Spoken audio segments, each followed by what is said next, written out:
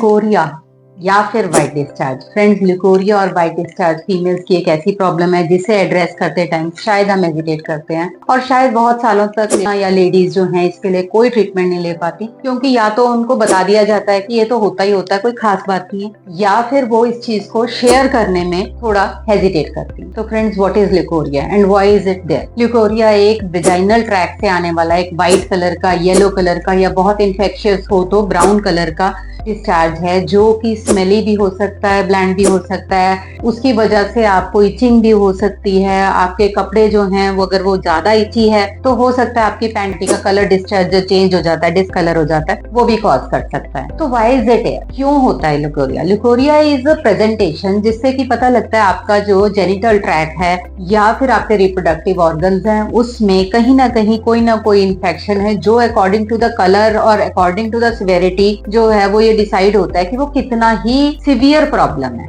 ये एक सिंपल से vaginal discharge due to some excitement से लेकर एक बहुत सिवियर अंदर पीआईडी, जिसमें हम कहेंगे कि पेल्विक इन्फ्लेमेटरी डिजीज की इंडिकेशन हो सकती है, जिसमें आपके सारे रिप्रोडक्टिव ट्रैक में इन्फेक्शन भी हो सकता है। और इसकी वजह से ही बहुत सी गर्ल्स जो एक यंगर एज ग्रुप है, एडोलेसेंट एज है, इसमें बहुत सी गर्ल्स को हम एनीमिया देखते हैं, वीकनेस देखते हैं, बॉडी के अंदर टायर्डनेस देखते हैं।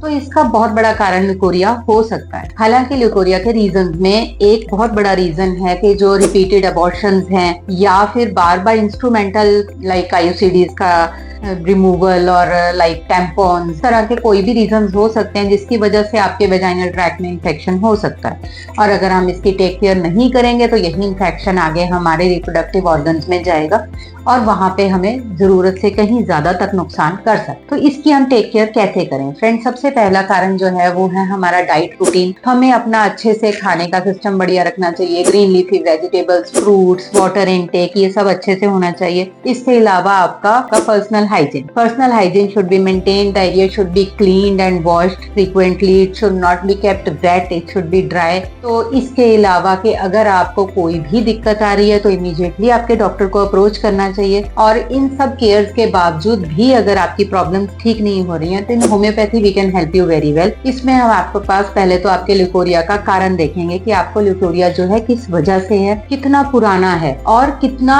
इंटेंस है, कितना ज्यादा है, किस टाइम पे ज्यादा हो रहा है, किस टाइम पे वो ठीक हो रहा है, किस चीज से ज्यादा हो रहा है। तो homeopathy is a deep medicine study जिसमें आपकी एक ही प्रॉब्लम को लेकर हम बहुत सारी तरह से आपको ट्रीट कर सकते हैं। जैसे कि अगर आपको थोड़ा बहुत सिंपल सा लिकोरिया है तो शायद हम पल्स क्रियोजोट से ठीक कर लें, लेकिन अगर वो इंटेंस है, आपको सर्वाइकल इरोजन तक पहुंच गया है, तो हो सकता है उसके लिए हमें ग्रेड 2 वाली मेडिसिन यूज करनी पड़े। लेकिन अगर वो पीआईडी हो गया यानी कि आपके पेल्विक ट्रैक के अंदर चला गया इन्फेक्शन, तो हो सकता है कि उसके लिए हमें ग्रेड 3 वाली मेडिसिन यूज करें। लेकिन pelvic inflammatory disease हो या simple discharge हो, homeopathy can treat your licoria very well and permanently and without any side effect. And for that you need to contact me. This is Dr. Bharti Goyal. Have a good day. Bye bye.